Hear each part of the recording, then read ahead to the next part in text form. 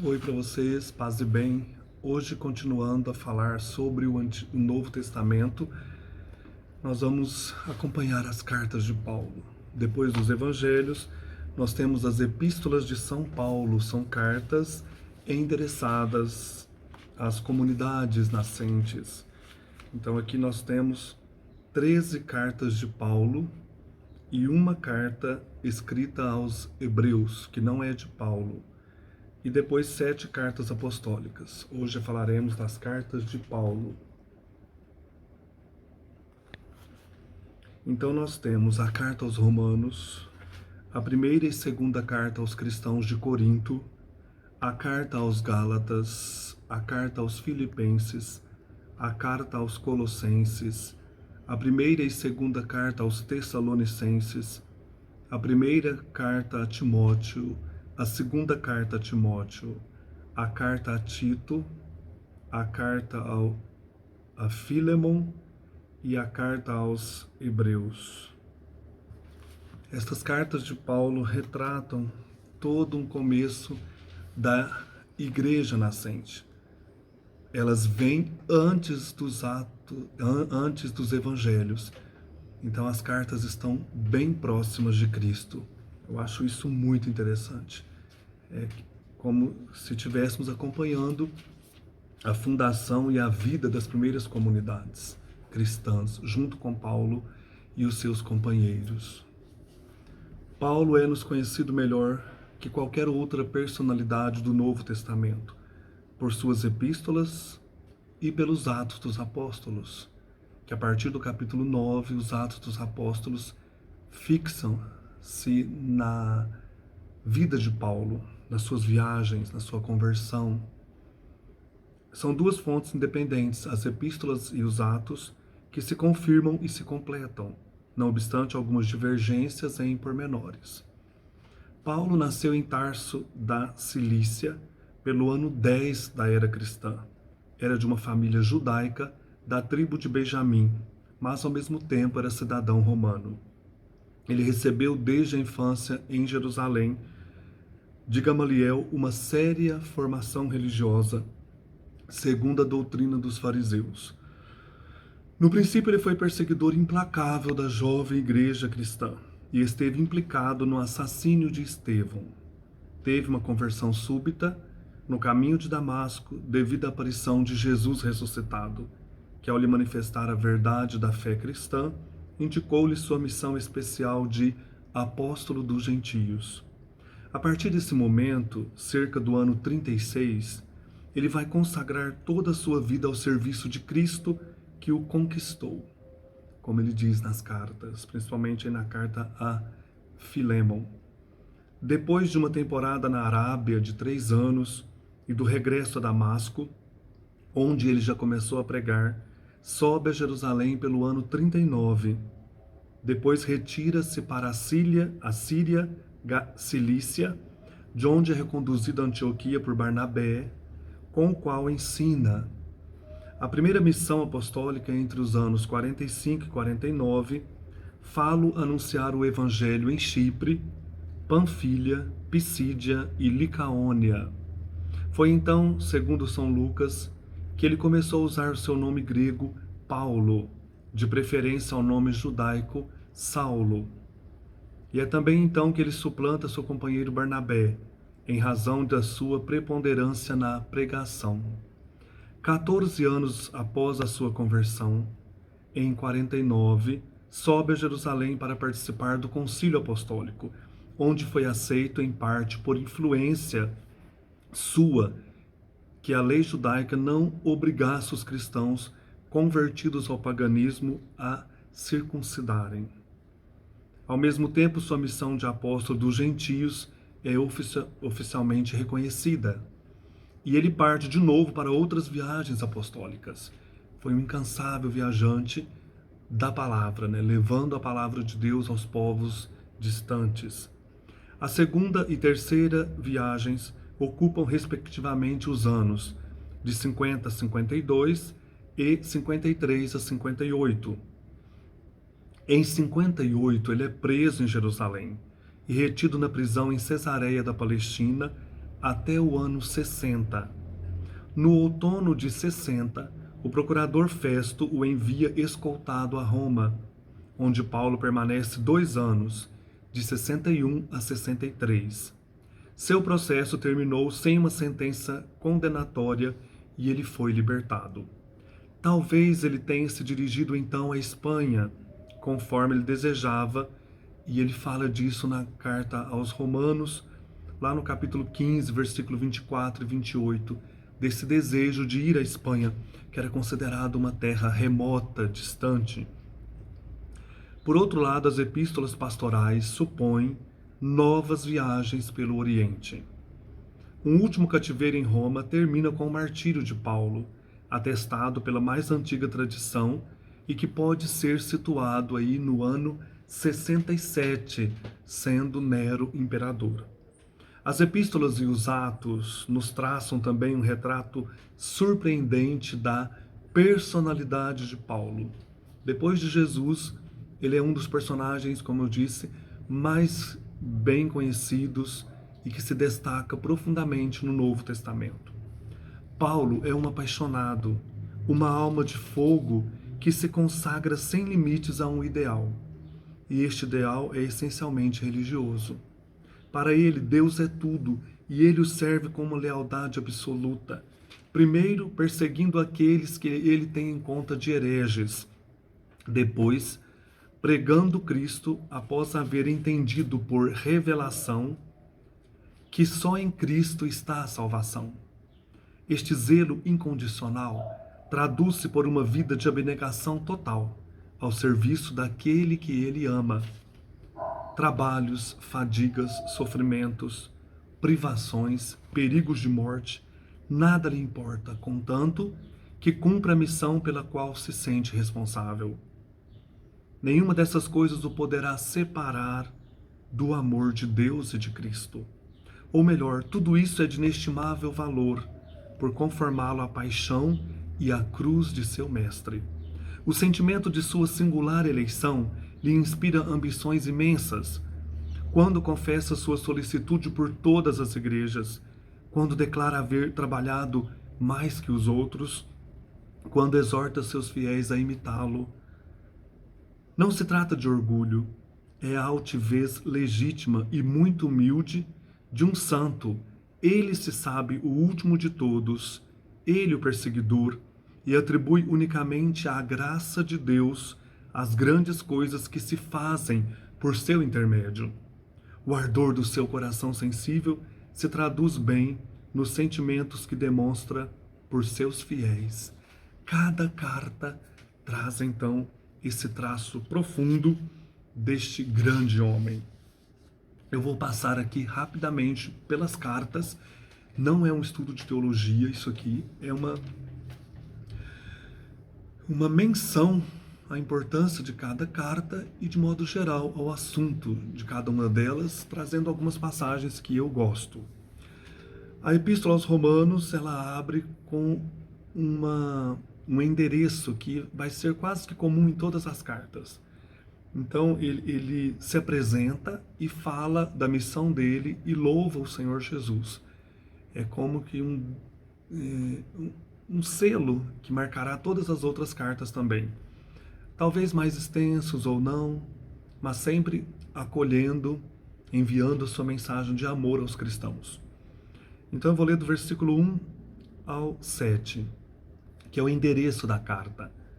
Paulo, servo de Cristo Jesus, chamado para ser apóstolo, escolhido para o Evangelho de Deus, que ele já tinha prometido por meio dos seus profetas nas Sagradas Escrituras, e que diz respeito a seu filho nascido da estirpe de Davi segundo a carne, estabelecido Filho de Deus com poder por sua ressurreição dos mortos, segundo o Espírito de santidade, Jesus Cristo nosso Senhor, por quem recebemos a graça e a missão de pregar, para louvor do seu nome, a obediência da fé, entre todos os gentios, dos quais fazeis parte também vós, chamados de Jesus Cristo, a vós todos que estáis em Roma, amados de Deus, e chamados à santidade. Graça e paz da parte de Deus nosso Pai e do Senhor Jesus Cristo. Então nós temos o remetente, né, Paulo, servo de Cristo Jesus. Daí ele fala, chamado para ser apóstolo e escolhido para o evangelho de Deus. Ele fala da Trindade, o Pai, o Filho e o Espírito Santo, e direciona a carta aos destinatários, a vós que estáis em Roma, e os votos que aparecem também na liturgia da missa, né? Bem no início. Graça e paz da parte de Deus, nosso Pai, e do Senhor Jesus Cristo. Então as cartas sempre começam com esta acolhida. O remetente, quem está remetendo, Paulo, os destinatários, os votos e a missão dele. A carta, a Epístola aos Romanos, ela vai trabalhar principalmente a salvação pela fé, que depois Lutero vai usar, principalmente aqui o versículo 17, quando fala da justificação. Porque nele, em Cristo, a justiça de Deus se revela da fé para a fé, conforme está escrito, o justo viverá da fé. Então, Paulo vai traçar nesta carta toda a importância da justificação pela fé, que começou lá em Abraão, e os gentios e os judeus vivem sob esta fé. São sujeitos da ira divina, mas eles são chamados, não obstante a lei, a viverem a graça da fé. No capítulo 2, versículo 13, ele diz: porque não são os que ouvem a lei que são justos perante Deus, mas os que cumprem a lei e que serão justificados pela fé. Capítulo 3, ele começa a falar da justiça de Deus e a fé. Versículo 24. E se são justificados gratuitamente por sua graça, em virtude da redenção realizada em Cristo Jesus. E o exemplo de Abraão é destacado aqui. Abraão é o nosso pai na fé. Daí vem toda essa teologia, né, de Abraão, aquele que acreditou contra toda esperança. É um exemplo para todos nós, tanto judeus como cristãos. Capítulo 5, ele fala que é sobre a salvação, a justificação, o penhor de salvação, a libertação do pecado, da morte e da lei. Depois, no capítulo 6, sobre o batismo.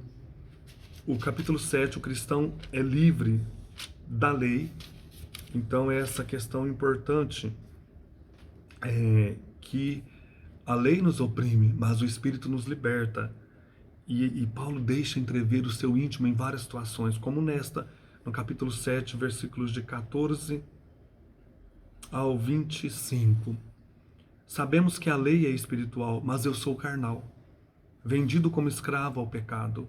Realmente não consigo entender o que faço, pois não pratico o que quero, mas faço o que detesto. Ora, se faço o que não quero, eu reconheço que a lei é boa. Na realidade, não sou mais eu que pratico a ação, mas o pecado que habita em mim. Eu sei que o bem não mora em mim, isto é, na minha carne, pois o querer o bem está ao meu alcance, não porém o praticá-lo.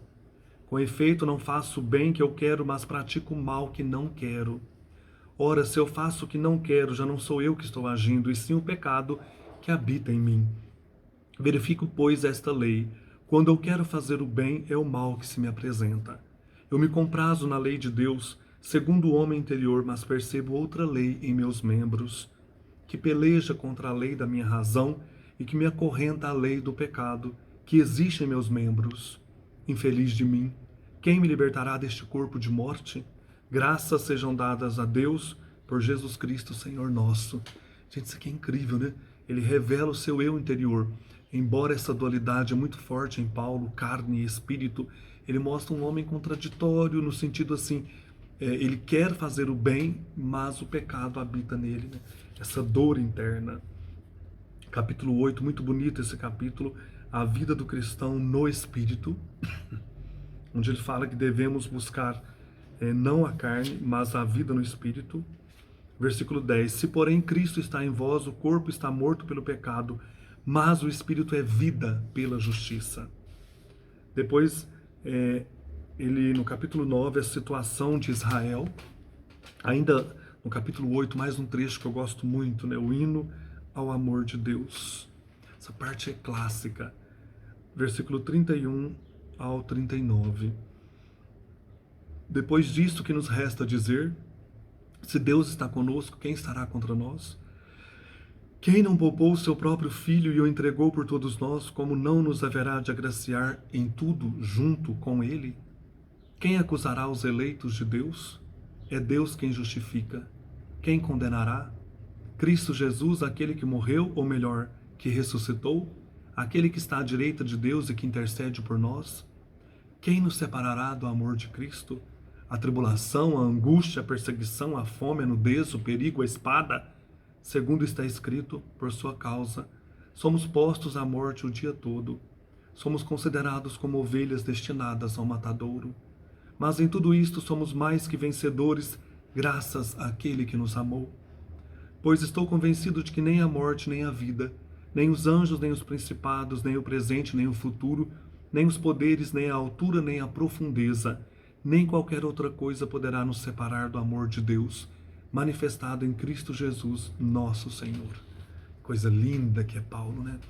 Capítulo 9, a situação então de Israel. E assim, capítulo 12, o culto espiritual. Sempre falando dessa tendência, né? Do pecado e a questão do espírito em nós. Esta carta, ela tem 16 capítulos. E ele termina lá no capítulo 16, e isso é interessante, falando de algumas pessoas importantes da comunidade. Por exemplo, o versículo 3 a 5. Saudai Prisca e Áquila, meus colaboradores em Cristo Jesus, que para salvar minha vida expuseram sua cabeça. Olha que bonito, né? Não somente eu lhes devo gratidão, mas também todas as igrejas da gentilidade. Saudai também a igreja que se reúne em sua casa, a casa de Prisca ou Priscila e Áquila. E assim por diante. Nós temos muitas coisas interessantes, como essas pessoas que vão aparecendo aí nas cartas, né? Os colaboradores de Paulo. A primeira epístola aos Coríntios vão falar assim de coisas bem concretas, como divisões, escândalos na comunidade. E aí ele começa a falar da sabedoria de Deus e da sabedoria do mundo. Isso é muito interessante. Por exemplo, aqui no capítulo 1, ele começa a dizer sobre isso, né, essa sabedoria. Versículos 17 e seguintes. Pois não foi para batizar que Cristo me enviou, mas para anunciar o Evangelho, sem recorrer à sabedoria da linguagem, a fim de que não se torne inútil a cruz de Cristo. Ele está falando aqui para os gregos filósofos, né? O importante é a sabedoria de Cristo e a loucura da cruz. Com efeito, a linguagem da cruz é loucura para aqueles que se perdem, mas para aqueles que se salvam, para nós, é poder de Deus. Depois no versículo 27, mas o que é loucura do mundo, Deus escolheu para confundir os sábios. O que é fraqueza no mundo, Deus escolheu para confundir o que é forte. E o que no mundo é vil e desprezado, o que não é, Deus escolheu para reduzir a nada o que é, a fim de que nenhuma criatura se possa vangloriar diante de Deus. Ora, é por ele que vós sois em Cristo Jesus, que se tornou para nós sabedoria proveniente de Deus, justiça, santificação e redenção, a fim de que, como diz a Escritura, aquele que se glorie no Senhor. Eu li então capítulo 1, versículos 27 ao 31. Então, aqui nessa condição, né, do mundo de filósofos, de sabedoria humana, ele fala de uma outra sabedoria, a sabedoria de Cristo.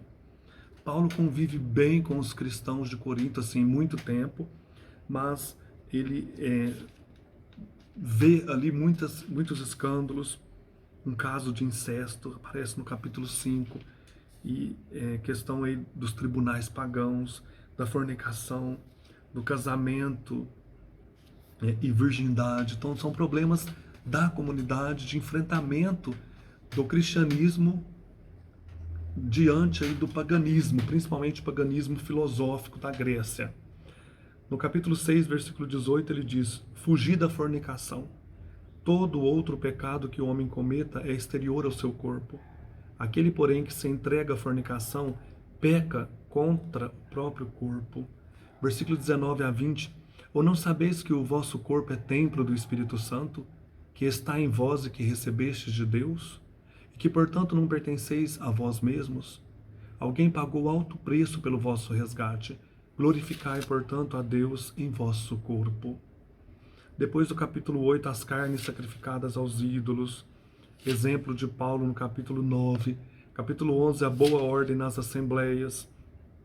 E aqui nós temos uma das primeiras narrativas da instituição da Eucaristia. Na primeira carta aos Coríntios, capítulo 11, do versículo 17 até o 34. Eu vou ler a entrega de Jesus, que ele faz, e também a entrega do seu corpo e sangue na ceia. É o relato mais próximo de Jesus, anterior aos evangelhos. É o texto mais antigo.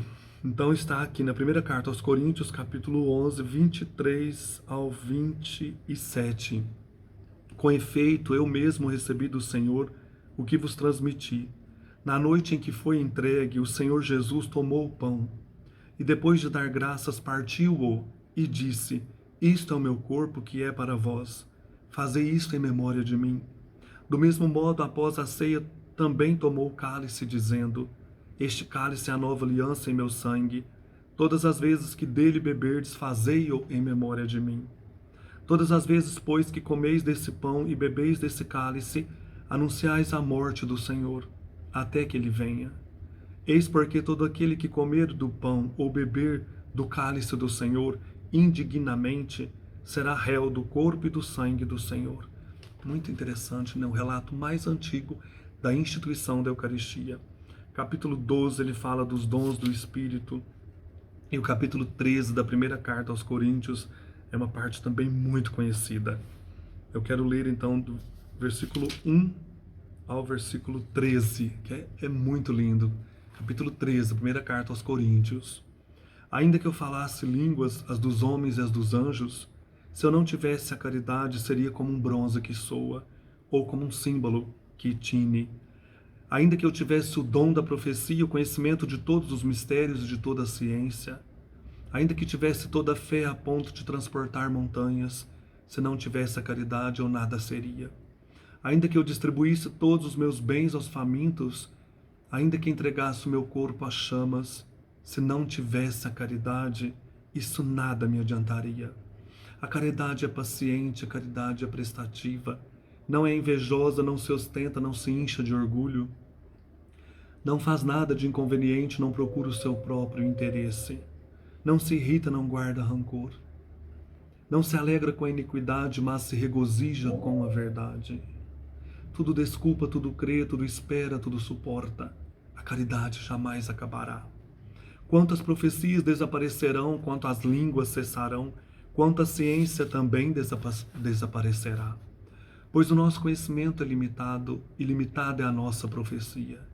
Mas quando vier a perfeição, o que é limitado desaparecerá.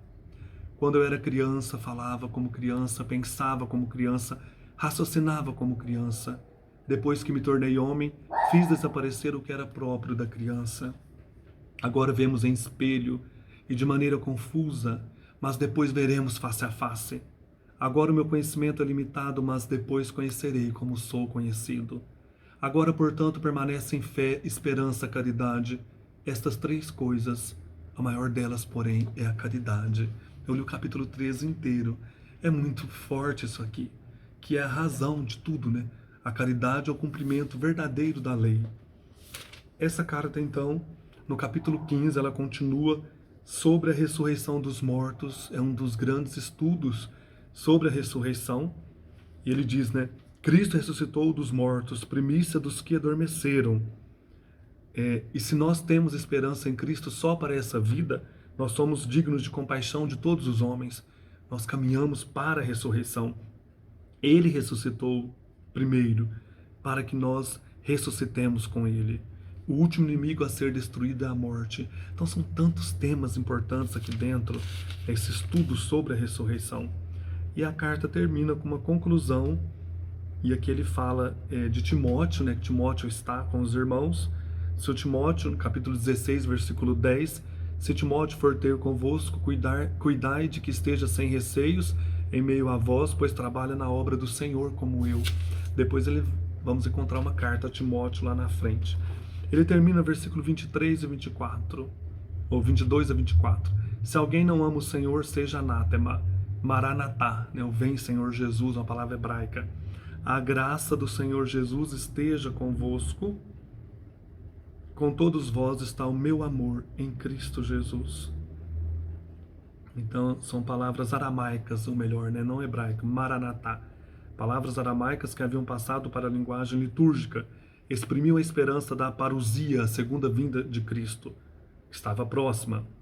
Significa o Senhor vem. Pode-se ler também maranatá, Senhor vem, ou vem Senhor Jesus. Então é muito bonito esta expressão da personalidade de Paulo aos irmãos das comunidades que ele fundou, né, junto com outros companheiros. A segunda carta aos Coríntios, cristãos aí de Corinto, os estudiosos dizem que ela é um aglomerado de outras cartas, ela não é homogênea.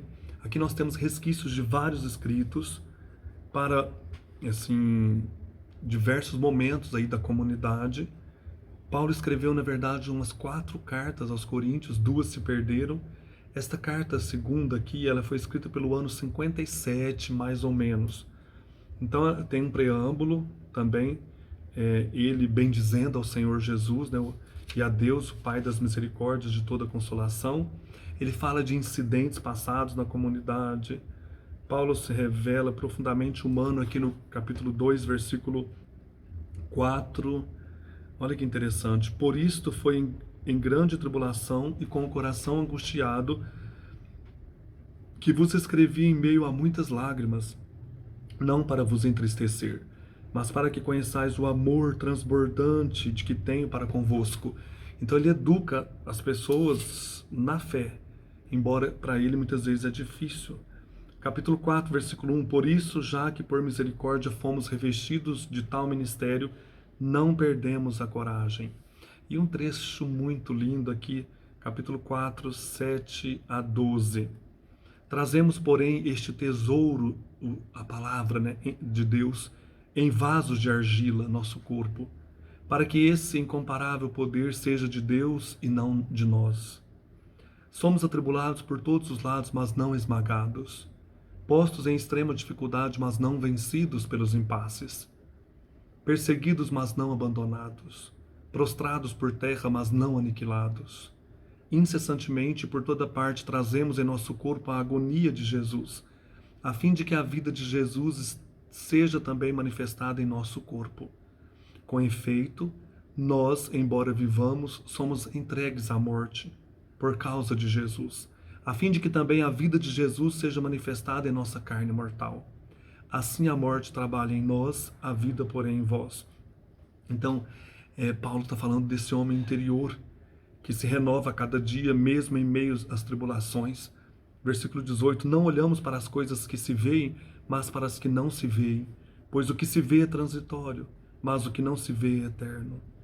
Bonito, né? Então esse homem interior, ele se renova. E Paulo, diante das tribulações, permanece firme. Exorta esses cristãos de Corinto à perseverança. Organiza-se uma coleta para os irmãos de Jerusalém, a partir do capítulo 8, e da Macedônia, irmãos que estavam necessitados. Capítulo 10, Paulo fala desta carta de lágrimas, faz uma apologia também, que ele foi considerado de fraco, e ele elogia a graça de Deus nele. Aqui, olha, capítulo 11, versículo 5. Todavia, julgo não ser inferior aos apóstolos, em alguma coisa, a esses eminentes apóstolos, que apareciam também pessoas dizendo que eram apóstolas, e Paulo é rígido com isso, né? Ele diz no versículo 30, se é preciso gloriar-se, de minha fraqueza é que me gloriarei. A carta termina no capítulo 13, também impressionante esta carta. Mostra toda a humanidade de Paulo. Epístola aos Gálatas, esta carta, ela é bem pessoal, é como que uma autobiografia. Paulo começa a falar da sua experiência com Cristo, e aqui nós temos, é muito bonito, né? Relato do que ele fez após a conversão. Capítulo 1, versículo 15 ao 18. 15 ao 19. Quando, porém, aquele que me separou desde o seio materno e me chamou por sua graça, houve por bem revelar em mim o seu Filho, para que eu evangelizasse entre os gentios, não consultei carne nem sangue, nem subi a Jerusalém aos que eram apóstolos antes de mim, mas fui à Arábia e voltei novamente a Damasco. Então ele fica 3 anos no deserto da Arábia, meditando tudo aquilo que aconteceu com ele, escutando, né, a palavra de Deus. Então aqui diz a nota: sem dúvida o reino dos nabateus no sul de Damasco. Paulo deve ter fugido para lá a fim de escapar das mãos de Aretas. Então ele começou a ser perseguido pelos fariseus, que antes ele perseguia os cristãos, agora convertido ele é perseguido pelos fariseus, e ele vai para a Arábia, 3 anos no deserto, na solidão. Em seguida, após 3 anos, subi a Jerusalém para avistar-me com Cefas e fiquei com ele 15 dias. Não vi nenhum apóstolo, mas somente Tiago, o irmão do Senhor. É uma carta bem pessoal também, aqui no capítulo 2, versículo 16. O homem não se justifica pelas obras da lei, mas pela fé em Jesus Cristo. Então, assim, a carta também fala de liberdade, né? Capítulo 5, versículo 1. É para a liberdade que Cristo nos libertou. Aqui, versículo 24. Pois os que são de Cristo Jesus crucificaram a carne com suas paixões e seus desejos. Versículo 17, capítulo 5 da carta aos Gálatas. Pois a carne tem aspirações contrárias ao Espírito e o Espírito contrárias à carne. Eles se opõem reciprocamente, de sorte que não fazeis o que quereis. Então esse tema também é muito forte aí em Paulo. A luta entre Espírito e carne. Carta aos Efésios, essa carta possui uma afinidade cristológica com a de Colossenses. Aqui nós temos os famosos hinos cristológicos, que certamente eram hinos cantados nas comunidades. E aqui nessa carta principalmente vai falar do mistério de Cristo. Cristo é a cabeça da igreja, o plano de salvação, predestinados por Deus nós fomos em Cristo. Recapitulação de tudo em Cristo, ele é o mediador. Então quero destacar nesta carta esse hino que está no capítulo 1, versículos de 3 a 14. Bendito seja o Deus e Pai de nosso Senhor Jesus Cristo, que nos abençoou com toda a sorte de bênçãos espirituais, nos céus em Cristo.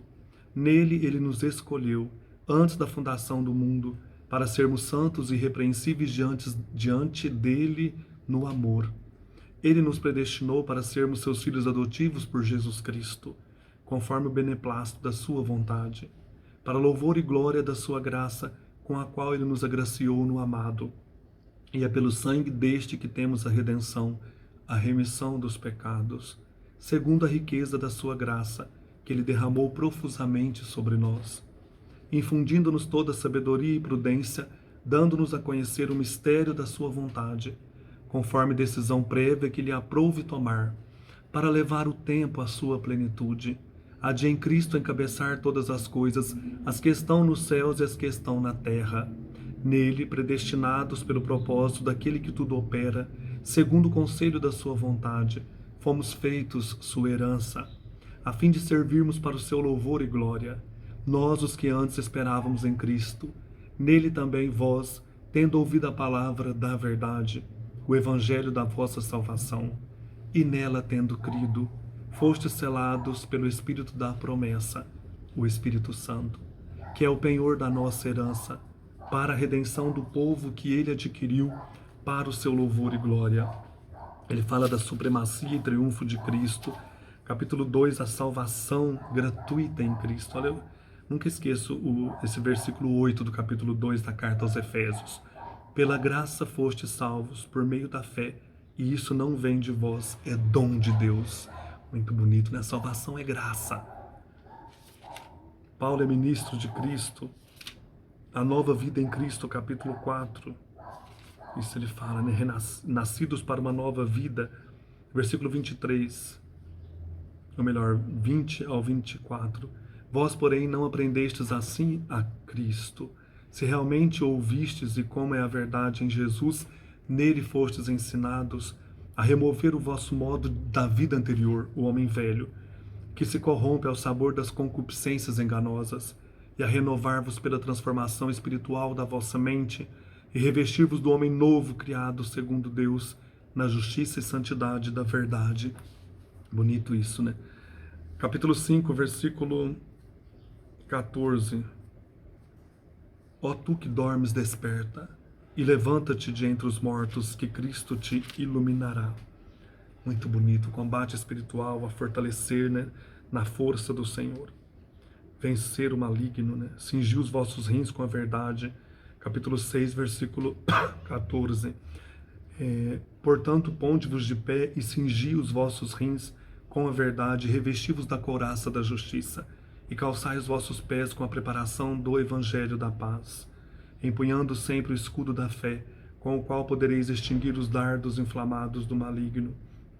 E tomai o capacete da salvação e a espada do Espírito, que é a palavra de Deus. Capítulo 6, 14 ao 17. Epístola aos Filipenses é uma compilação também de 3 cartas.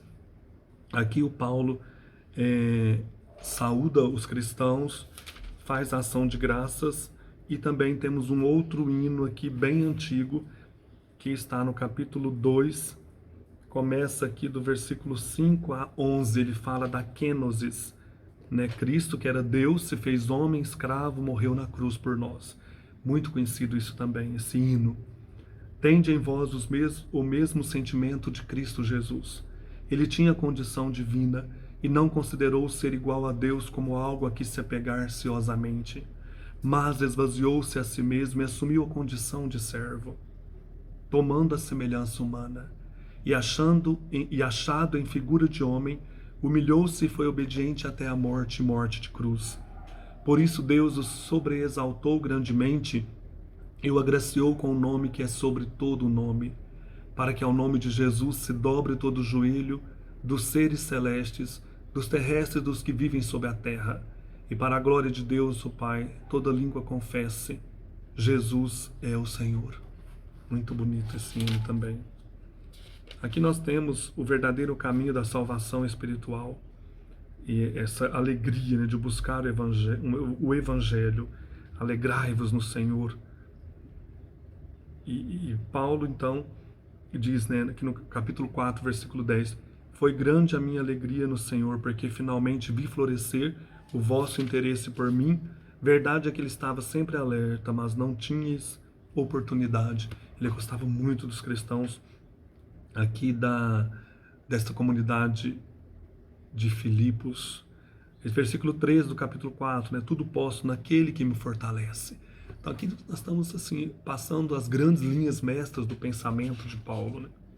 Epístola aos Colossenses foi uma carta escrita no cativeiro, talvez em Roma, na prisão mamertina. Cristo apresentado aqui como cabeça do universo. Esta comunidade enfrenta aí o problema da gnose, o gnosticismo, né? O conhecimento te leva à salvação, só o conhecimento, né? É o mistério de Cristo. Cristo é o Salvador e princípio cósmico de tudo. Temos aqui também um outro hino, no capítulo 1, versículo 15 a 20, em que ele vai mostrar então quem é Cristo. É Ele a razão, é Ele a verdadeira sabedoria, é o Deus invisível.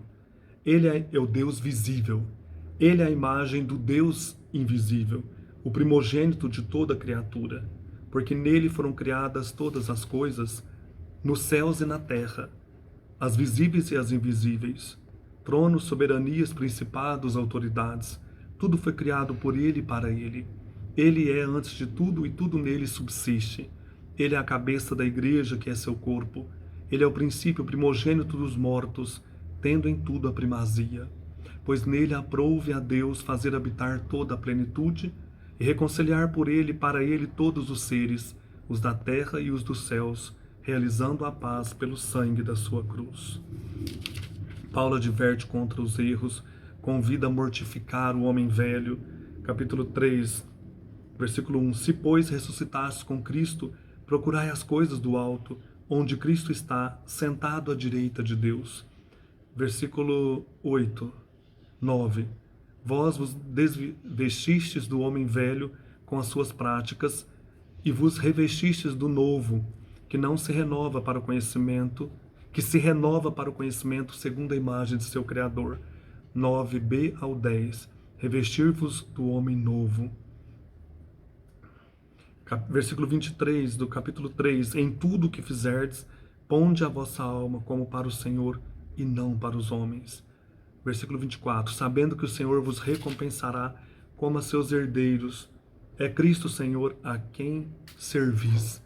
Capítulo 4, versículo 2: perseverai na oração, vigilantes com ação de graças, orando por nós também ao mesmo tempo, para que Deus nos abra uma porta à palavra, para falarmos do mistério de Cristo, pelo qual estou prisioneiro, a fim de que eu dele fale como devo. Muito bonito, né? Primeira epístola aos Tessalonicenses, Paulo inicia dando ação de graças e felicitações, fala da sua estadia na Tessalônica, fala da fé e paciência desses cristãos, da ação de graças pelas notícias recebidas, fala também da ressurreição. Olha que bonito, capítulo 4, versículos 13 a 18. Irmãos, não queremos que ignoreis o que se refere aos mortos, para não ficardes tristes como os outros que não têm esperança. Se cremos que Jesus morreu e ressuscitou, assim também os que morreram em Jesus, Deus há de levá-los em sua companhia. Pois isto vos declaramos segundo a palavra do Senhor, que os vivos, os que ainda estivermos aqui, para a vinda do Senhor, não passaremos à frente dos que morreram. Quando o Senhor, ao sinal dado, à voz do arcanjo e ao som da trombeta divina, descer do céu, então os mortos em Cristo ressuscitarão primeiro. Em seguida nós, os vivos que estivermos lá, seremos arrebatados com Ele nas nuvens, para o encontro com o Senhor nos ares, e assim estaremos para sempre com o Senhor. Consolai-vos, pois, uns aos outros com estas palavras. Então eles angustiavam: se Jesus virá, então tinha essa iminência da vinda do Cristo, nós que estamos vivos vamos ser julgados primeiro? Então ele fala: não, os mortos serão arrebatados, depois nós, os que aqui estivermos ainda. A vigilância aguardando a vinda do Senhor, capítulo 5, muito bonito também, versículos de 1 a 11, não está de ler tudo isso aqui. No tocante ao tempo e o prazo, meus irmãos, é escusado escrever-vos, porque vós sabeis perfeitamente que o dia do Senhor virá como um ladrão noturno. Quando as pessoas disserem paz e segurança, então lhes sobrevirá repentina destruição. Como as dores sobre a mulher grávida não poderão escapar. Vós, porém, meus irmãos, não andais em trevas, de modo que esse dia vos surpreenda como um ladrão. Pois que todos vós sois filhos da luz, filhos do dia, não somos da noite nem das trevas. Portanto, não durmamos a exemplo dos outros, mas vigiemos e sejamos sóbrios. Quem dorme, dorme de noite. Quem se abriga, abriga-se de noite. Nós, pelo contrário, que somos do dia, sejamos sóbrios, revestidos da couraça da fé e da caridade e do capacete da esperança da salvação. Portanto, não nos destinou Deus para a ira, mas sim para alcançarmos a salvação. Por nosso Senhor Jesus Cristo, que morreu por nós, a fim de que nós, na vigília ou no sono, vivamos em união com Ele. Consolai-vos, pois, e edificai-vos mutuamente, como já fazeis. Bonito, né? Ainda aqui na primeira carta aos Tessalonicenses, capítulo 5, versículos 16 e 17 e 18. Ficai sempre alegres, orai sem cessar. Por tudo dai graças, pois esta é a vontade de Deus a vosso respeito em Cristo Jesus. Segunda carta aos cristãos de Tessalônica, ele fala da vinda do Senhor e o que a precederá. Oração e trabalho. Bonito isso aqui, olha. Quem não quer trabalhar não deve comer. Então, no capítulo 3, versículo 12, a estas pessoas que não trabalham, né, ordenamos e exortamos no Senhor Jesus Cristo que trabalhem na tranquilidade para ganhar o pão com o próprio esforço. Primeira epístola a Timóteo, são epístolas mais direcionadas aqui, são chamadas de cartas pastorais. 2 a Timóteo e 1 a Tito. A Timóteo, ele fala da sua vocação e da vocação de Timóteo, para Timóteo permanecer firme na fé, não desanimar. Faz uma oração litúrgica, fala do comportamento com as mulheres, do comportamento dos bispos. E no capítulo 3, versículo 16, nós temos um pequeno hino da igreja primitiva: Cristo, salvação do mundo. Versículo 3, 16, capítulo 3, versículo 16. Seguramente grande é o mistério da piedade. Ele foi manifestado na carne, justificado no Espírito, contemplado pelos anjos, proclamado às nações, crido no mundo, exaltado na glória. Ele diz também a Timóteo, no capítulo 4, versículo 14, não descuideis do dom da graça que há em ti, que te foi conferido mediante profecia, junto com a imposição das mãos do presbítero. Bonito, né? Não deixar passar o dom da graça. Capítulo 6, os escravos na carne. A solene admoestação a Timóteo. Capítulo 6, versículo 12. Combate o bom combate da fé, conquista a vida eterna, para a qual foste chamado, como reconheceste numa bela profissão de fé diante de muitas testemunhas. São muitas mensagens bonitas, né? A segunda epístola a Timóteo é uma carta com tom de intimidade, amizade sincera. Paulo sabe que vai ser morto, que vai ser sacrificado, então ele diz a Timóteo, né? Lembra-te de Jesus Cristo, ressuscitado dos mortos, da descendência de Davi. Capítulo 2, versículo 8, e depois do 11 a 13. Fiel é esta palavra, se com ele morremos, com ele viveremos. Se com ele sofremos, com ele reinaremos. Se nós o renegamos, também ele nos renegará. Se lhe somos infiéis, ele permanece fiel, pois não pode renegar-se a si mesmo. Ainda no capítulo 1, versículo 14. Guarda o bom depósito por meio do Espírito Santo que habita em vós, em nós. Esse depósito da fé que Paulo guardou e lutou para manter. Capítulo 2, versículo 22, fugir das paixões da mocidade. Capítulo 3, versículo 11, c, que perseguições eu sofri e de todas me livrou o Senhor. Outra solene admoestação no capítulo 4, versículo 2, proclama a palavra, insiste no tempo oportuno e no inoportuno, refuta, ameaça, exorta, com toda paciência e doutrina. Paulo, já no ocaso da vida, versículos 6 a 8, quanto a mim, já fui oferecido em libação e chegou o tempo da minha partida. Combati o bom combate, terminei a minha carreira, guardei a fé. Desde já me foi reservada a coroa da justiça, que me dará o Senhor justo juiz naquele dia, e não somente a mim, mas a todos os que tiverem esperado com amor a sua aparição. Ainda no capítulo 3, versículos 16 e 17, toda a escritura é inspirada por Deus e útil para instruir, para refutar, para corrigir, para educar na justiça, a fim de que o homem de Deus seja perfeito, qualificado para toda boa obra. Bonito, né? Ele fala de Lucas aqui no versículo 11, somente Lucas está comigo. Capítulo 4, versículo 11, toma contigo a Marcos e traze-o, pois me é útil no ministério. Eu enviei o Tíquico a Éfeso, traze-me quando vieres o manto que eu deixei em Troade na casa de Carpo, e também os livros, especialmente os pergaminhos. Alexandre, o fundidor, deu provas de muita maldade para comigo. O Senhor lhe retribuirá segundo as suas obras. Tu guarda-te também dele, porque se opôs fortemente às nossas palavras. Então essa questão pessoal, né? Essas pessoas aqui também que machucaram Paulo ou que ficaram com ele, como Marcos, o evangelista, Lucas, o evangelista também. Versículo 17 e 18 do capítulo 4. Mas o Senhor me assistiu e me revestiu de forças, a fim de que por mim a mensagem fosse plenamente proclamada e ouvida por todas as nações, e eu fui libertado da boca do leão. O Senhor me libertará de toda obra maligna e me levará salvo para o seu reino celeste, a ele a glória pelos séculos dos séculos. Amém. Uma carta muito linda. A segunda carta a Timóteo. Carta a Tito, que também era discípulo de Paulo, era um chefe de comunidade.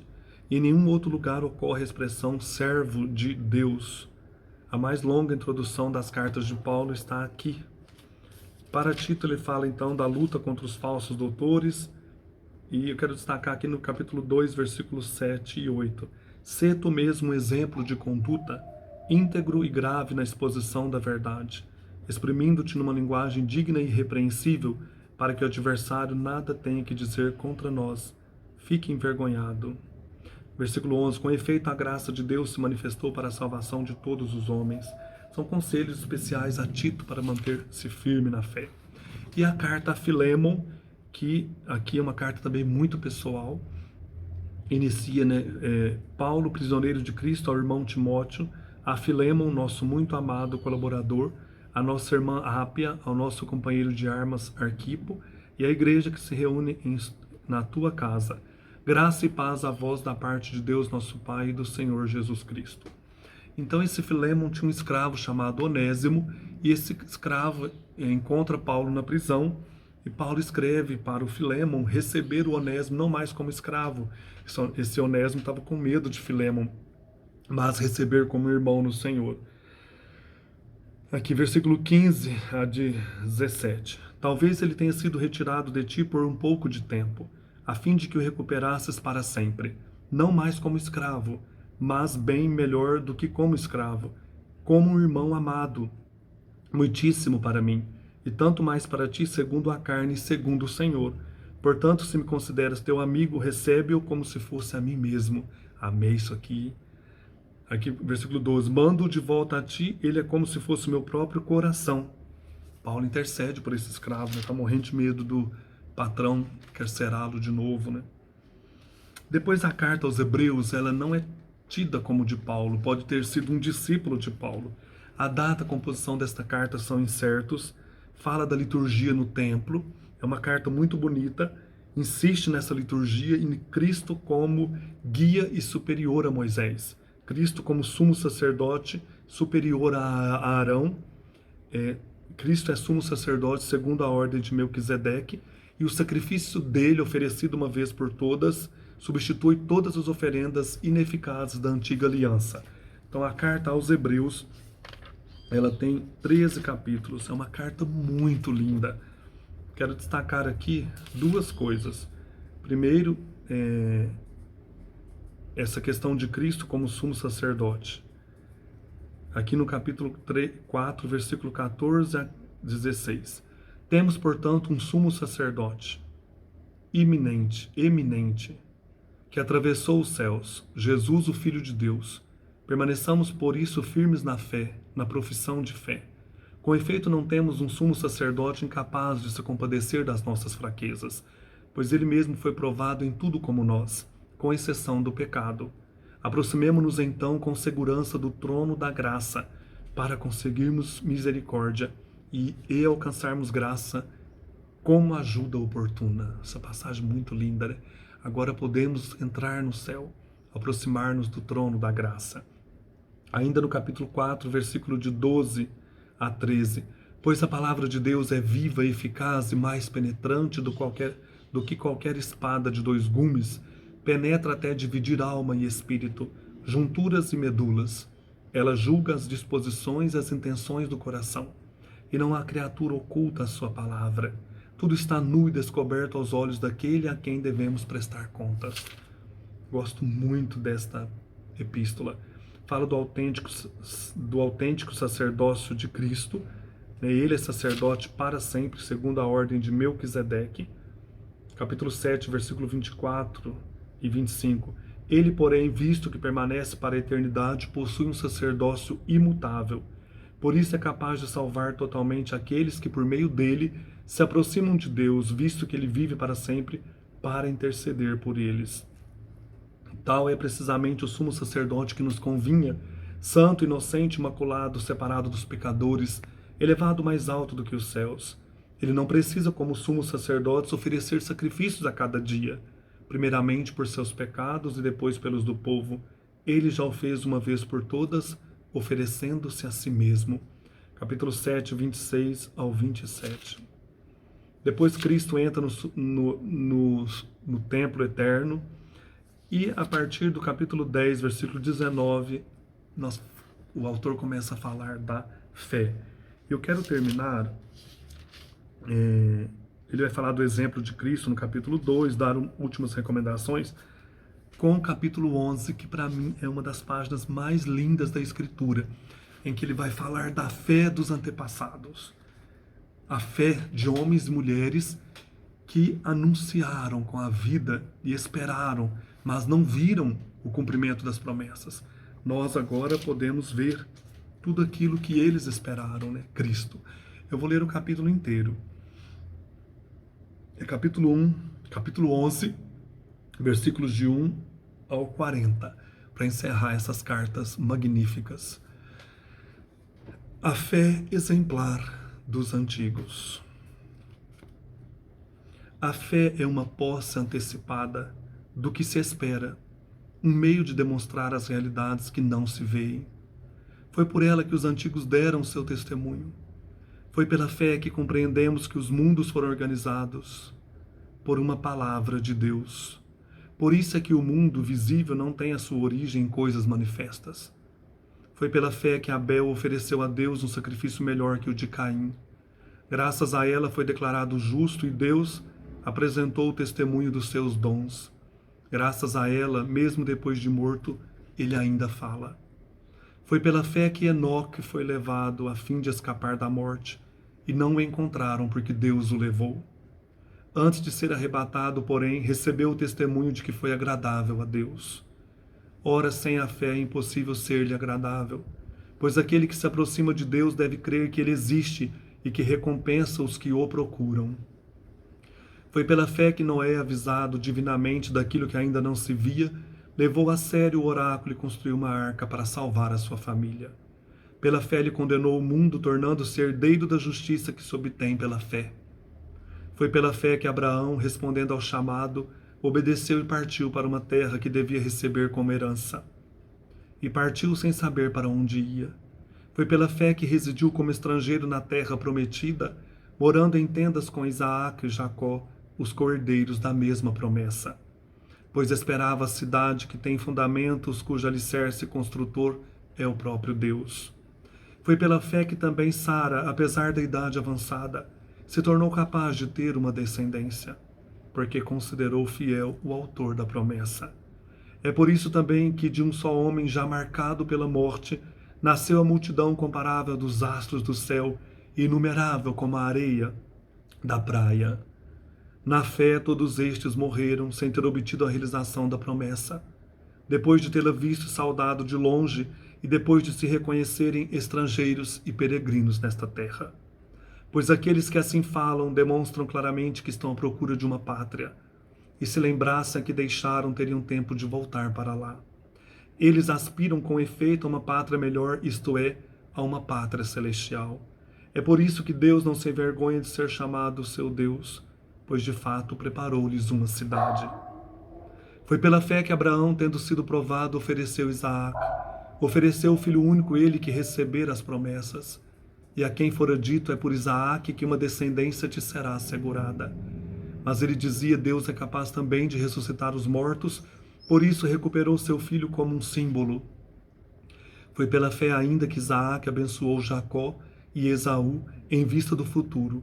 Foi pela fé que Jacó, à beira da morte, abençoou cada um dos filhos de José e se prostrou apoiado na ponta do seu bastão. Foi pela fé que José, aproximando-se do fim, evocou o êxodo dos filhos de Israel e deu ordens a respeito dos seus restos mortais.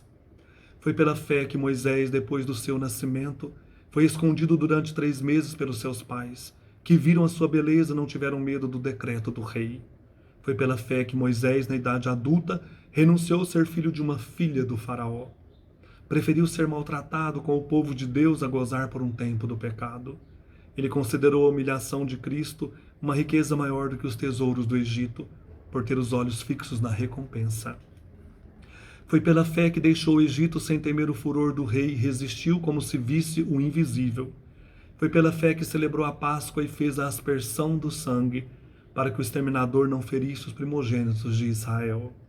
Foi pela fé que atravessaram o Mar Vermelho como se fosse terra enxuta, ao passo que os egípcios, tentando-o, também foram engolidos. Foi pela fé que as muralhas de Jericó caíram depois de um cerco de 7 dias. Foi pela fé que Raabe, a prostituta, não pereceu com os indóceis, porque recebera pacificamente os espiões. Que mais devo dizer? Não teria tempo de falar com pormenores de Gedeão, Baraque, Sansão, Jefité, Davi, Samuel e dos profetas. Estes, pela fé, conquistaram reinos, praticaram a justiça, viram-se realizarem as promessas, amordaçaram a boca dos leões.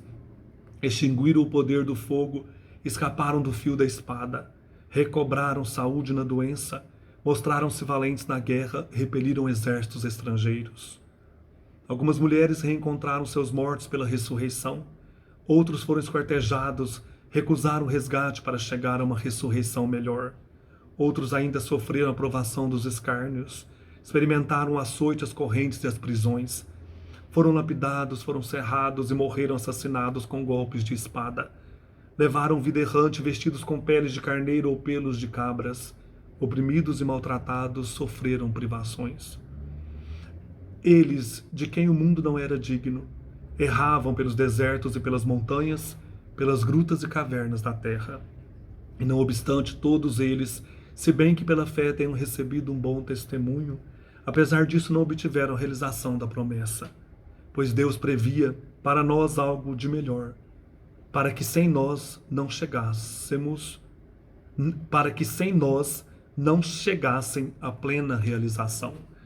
Então esses homens antigos, eles apenas vislumbraram a fé, vislumbraram a promessa, a realização da promessa, esperaram contra toda esperança, vislumbraram a realização das promessas, e o autor da carta aos Hebreus diz: nós já podemos contemplar a realização que é Cristo, a realização de tudo o que eles esperaram. Olha que coisa linda! Então nós temos toda essa história atrás, para com calma agora também professar nossa fé. E aí o capítulo 12, versículo 22 ao 24. Mas vós vos aproximastes do monte Sião e da cidade do Deus vivo, a Jerusalém celestial, e de milhões de anjos reunidos em festa, e da assembleia dos primogênitos, cujos nomes estão inscritos nos céus, e de Deus, o juiz de todos, e dos espíritos dos justos que chegaram à perfeição, e de Jesus, mediador de uma nova aliança, e do sangue da aspersão mais eloquente que o de Abel. Versículo 28 ao 29, do capítulo 12 da carta aos Hebreus. Visto que recebemos um reino inabalável, guardemos bem esta graça. Por ela sirvamos a Deus, de modo que Ele seja agradável, com submissão e temor, pois o nosso Deus é um fogo abrasador. Capítulo 13, versículo 1 a 3. O amor fraterno permaneça. Não vos esqueçais da hospitalidade, porque graças a ela alguns, sem saber, acolheram anjos. Lembrai-vos dos prisioneiros, como se vós fosseis prisioneiros com eles, e dos que são maltratados, pois também vós tendes um corpo. Capítulo 13, versículo 8. Jesus Cristo é o mesmo ontem e hoje, Ele o será para a eternidade. Bonito demais, né? Cartas de Paulo e carta aos Hebreus. Aqui nós temos a riqueza do Novo Testamento bem próximo de Jesus, toda a sabedoria destes homens e mulheres que guardaram a fé. Um abraço.